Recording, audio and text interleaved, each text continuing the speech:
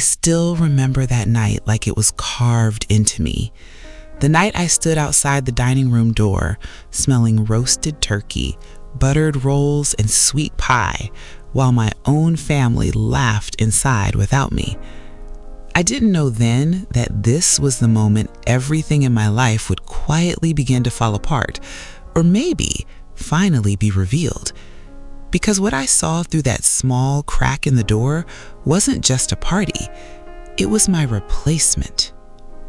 How does a mother end up outside her own family dinner, hungry, forgotten, like she never mattered at all? I was 72 years old.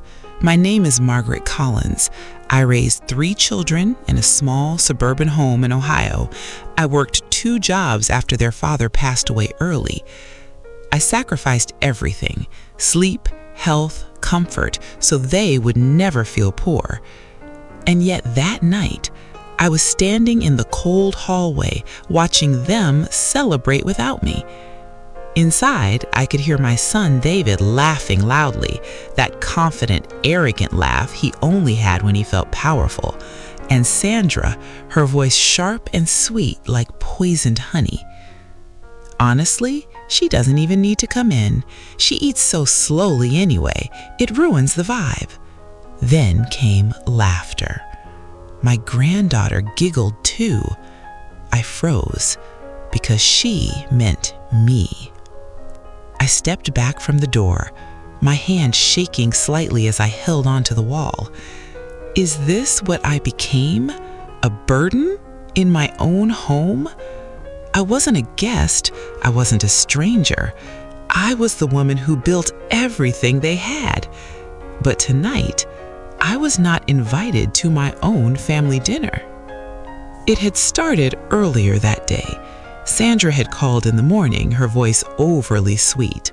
"Oh, Margaret, don't worry about dinner tonight. We're handling everything. Just relaxed in your room." Relax. That word still tastes bitter. Because I did relax. I stayed upstairs in my small room. I even put on the sweater David once bought me years ago, thinking maybe tonight we would sit together like a family again. I even smiled at myself in the mirror. How foolish I was. At 6:45 p.m., I smelled food. At 7:10 p.m., I heard chairs being pulled out. At 7:30 p.m., laughter filled the house. And at 8 p.m., I realized no one had come to get me. So I walked downstairs, slowly. Each step felt heavier than the last, and that's when I stopped at the dining room door. Inside, the table was perfect.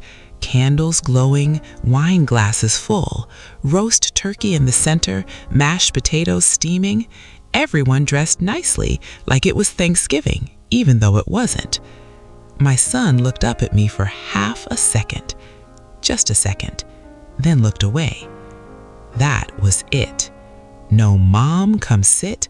No "We saved you a seat." Nothing. Sandra smiled at me like I was a problem she didn't want to deal with. "Oh, you're up," she said casually. "We thought you were resting." Resting.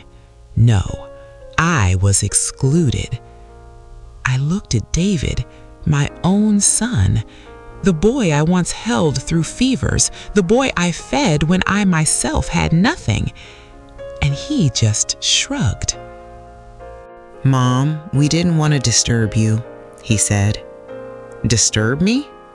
They were eating my food in my house at my table, and I was the disturbance? I didn't argue. I didn't scream. I just nodded slowly. Then I turned around and walked back upstairs. But something inside me cracked. Not loudly, quietly, like glass breaking under pressure.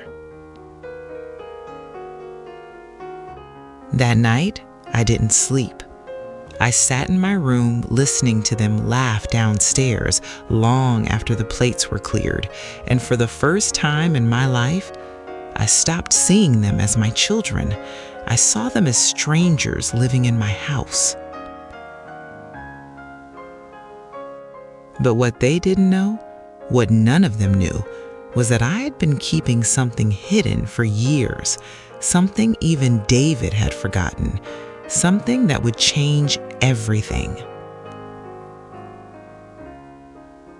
The next morning, Sandra came into my room without knocking. "Morning," she said, already annoyed. "Just so you know, we're planning another dinner this weekend, but maybe stay upstairs again. It's easier." Easier. She said it like I was furniture. I looked at her quietly, and I smiled. Not a warm smile, a knowing one. "You're right," I said softly. "It is easier."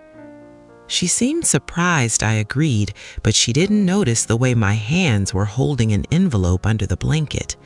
An envelope that had been sitting in my drawer for 3 years. A secret my late husband left behind. A legal document. A truth they never bothered to ask about. Because while they were busy enjoying my house, they forgot something very important. The house wasn't theirs. 2 days later, David received a phone call. He was sitting in the kitchen eating cereal like nothing in the world was wrong. Then his face changed. "Excuse me? What do you mean the ownership has been reviewed?" Sandra froze. I stood at the top of the stairs, quiet, patient. That was the beginning of the shift, a slow, silent shift, like the tide pulling back before a wave. Years ago, after my husband passed, I signed some documents. David told me it was just paperwork for a maintenance transfer. I trusted him. I always trusted him. But what he never told me, what he carefully hid, was that I never actually transferred full ownership. The house was still legally tied to my late husband's estate, and I was the sole remaining legal beneficiary. Which meant David didn't own anything. Not the house, not the property, not even the right to decide who stayed inside it. Sandra dropped her coffee mug that morning. It shattered across the kitchen floor. No, that's not possible," she whispered. But I just stood there, watching, calm, breathing for the first time in days. "I think we should talk," I said softly. David looked up at me now, really looked at me, for the first time in years, and he finally saw something different. Not weakness, not an old woman to ignore, but clarity. That afternoon, I visited a lawyer. For the first time in decades, I walked alone. No one accompanied me. No one cared where I was going. And that was perfect. The lawyer confirmed everything. The house was still legally mine, and more importantly, any attempt to push me out or restrict me could be challenged in court. I didn't smile. Not yet, because revenge isn't loud, it's precise. When I returned home, Sandra was waiting at the door, arms crossed, anger in her eyes. "What did you do?" she snapped. I looked at her calmly. "I protected myself," I said. David stepped forward. "Mom, why are you making this complicated?" That word again, complicated. No, I was not complicated. I was finally awake. "You left me hungry at my own table," I said quietly. Silence fell. Even Sandra didn't speak, because suddenly they remembered. I continued. "You forgot I was still alive in this house. You forgot I was your mother. But more importantly," I paused, "you forgot whose name is on the foundation of everything you're standing on. That night, they didn't laugh. The house was quiet. For the first time, they felt what I felt: exclusion. Over the next week, everything changed. Sandra stopped hosting parties. David became careful. The grandkids visited me again, this time politely. But I wasn't interested in fake warmth anymore. I had already made a decision: not revenge through anger, but through dignity. I called another family meeting. This time, I invited them, not as guests, but as listeners. They sat at the table, the same table where I once stood outside hungry. But this time, I was at the head. "I am not leaving this house," I said calmly. "I will not be ignored in it, and I will not be treated like I don't exist in it." David lowered his head. Sandra said nothing. Then I added something they didn't expect. "I forgive you, but I will not forget." And for the first time, I felt peace. Not because they changed, but because I did. Weeks later, I set boundaries, clear ones, legal ones, respectful ones. And strangely, the house became quieter, kinder, more real. David eventually came to me one evening, alone. No arrogance, no defense, just a man who finally understood what he had lost. "I'm sorry, Mom," he said quietly. And I nodded because I heard him, not as a judge, but as a mother. But forgiveness does not erase consequences. It simply frees the one who gives it. Months later, I sat at the same dining table again. This time, I wasn't outside. I wasn't forgotten. I wasn't hungry. I was present. I was respected.